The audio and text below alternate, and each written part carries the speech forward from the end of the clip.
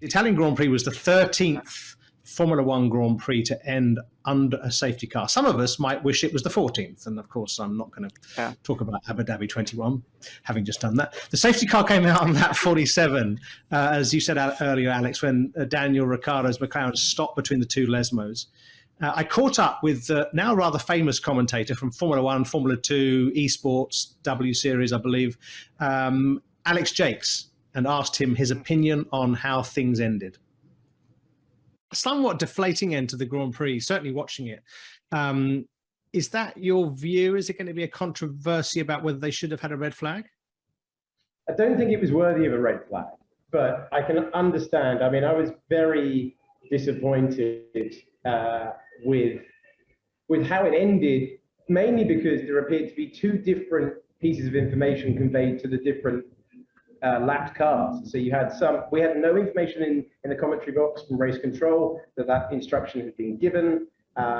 Obviously, Tsunoda and Bottas didn't get the same information as everyone else did, and you've got half the field at one point of the race, you've got half the field at the other, and we've got no grandstand finish.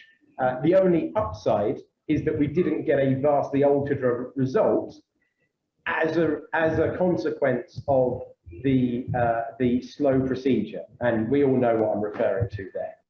Exactly. So I mean, basically, the person that was going to win ended up winning. The people that were going to score points did. Okay. Jake's thinks we've got a question from John Lim. They're on Slido again. Slido.com/GoF1 show. John is asking the question, or making the statement. Michael Massey, the FIA race director in, of course, last year's championship, got hammered for Abu Dhabi, in brackets from me, correctly so.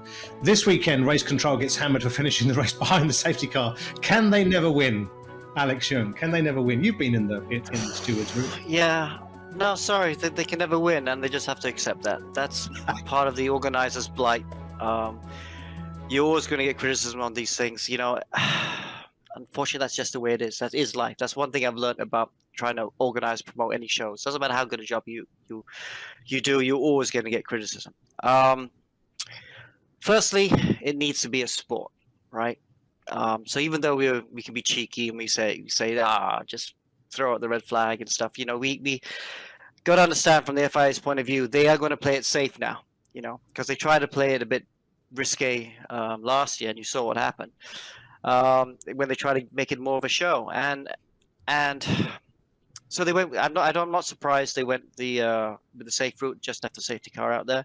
I know what you said on Twitter, Matt, which was like, why didn't they just throw a red flag and do it like they did at where was it?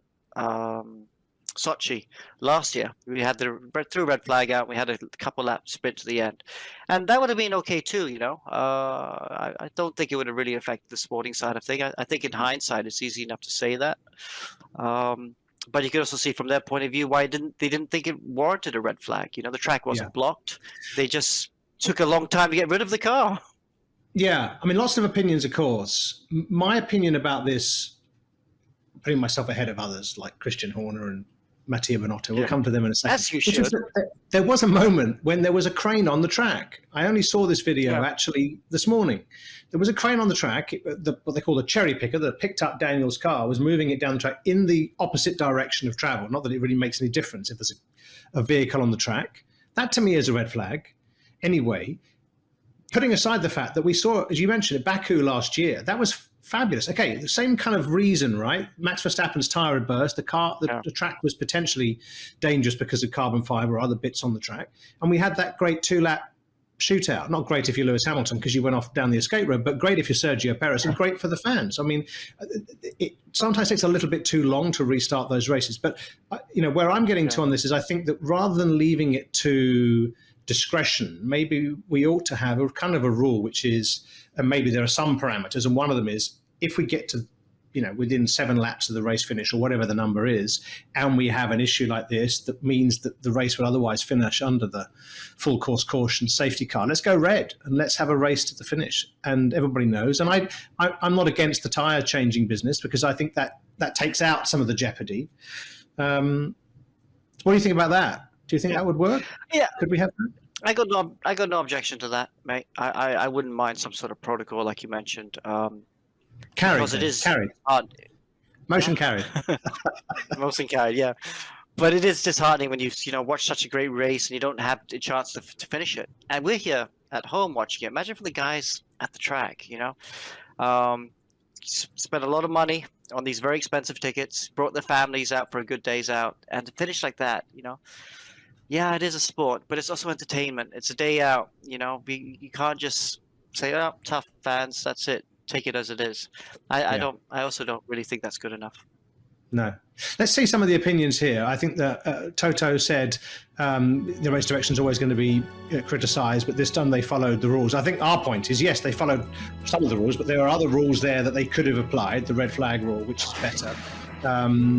Christian Horner was quite critical about the amount of time it took to get the safety car going, and that they picked up the wrong car, which of course that is supposed to happen. They're supposed to neutralise the racetrack by picking up whoever is essentially most convenient, and his driver Max Verstappen had jumped into the pit, so couldn't easily be picked up. And I think Mattia Bonotto has a kind of similar opinion, that there was more time available, and perhaps there was that lap 50, which is the lap where it seemed like not a lot happened. So anyway, I think hopefully here a lesson learned. The critical thing is, I suppose, this time, unlike Abu Dhabi, Alex, is that the winner, the person who's going to win, was winning, won anyway. And actually, in the top 10, it was only Lando Norris who lost a position because McLaren brought him into the pits, putting on new tyres in case he had to battle against Sergio. Yeah. So, I just one more thing I want to say about this, which is I agree. The FIA and the organisers need to be better at clearing it up. We're a world-class event right now, and you can't have marshals standing around looking at each other going, "Oh, what shall we do about this car? Oh, we have to wait for someone else to come. Well, maybe a crane might appear out of nowhere." That's nonsense. And in a way, it's not a safety issue for mechanics to get out there and push the car, or for a car to suddenly appear out of nowhere and just tow it out of the way, because I know they're talking about vehicles on track, but if the race is neutralized and cars are going slowly, it's not really an issue anymore, is it? Because let me just tell you what happened on WEC this weekend. This something happens in Japan. When I raced in Japan, whenever you went out for the laps to the track, did you know there used to be busloads of tourists or busloads of photographers out on track, going around the track as you were going to the grid? Yeah. Think about that. You know how mad that is to have busloads of them, and you're there in a Formula Nippon or a Super GT, and you're just going whizzing past these buses that are just going slowly across the track. But the Japanese say, listen, you're professional race car drivers. I think we can trust you not to hit another car, especially when you're all going in the same direction, right? So I thought, oh, okay, this is only something that happens in Japan. But on the weekend, did you see WEC was in Japan, and they had the same thing. WEC is a world championship. Yeah. And you had the LMP2s, you had the GT cars, you had gentleman drivers, not just the best of the best out there going whizzing around. And I think they had like 4 or 6 busloads of them all taking photographs. It was all on my Twitter feed. And I'm like, wow. So World Championship events embracing what the Japanese do. And I love that idea. Yeah. But if the World Championship event can have that sort of thing, surely we can find a faster way to get rid of cars that are in the way, even if it involves a vehicle going on track.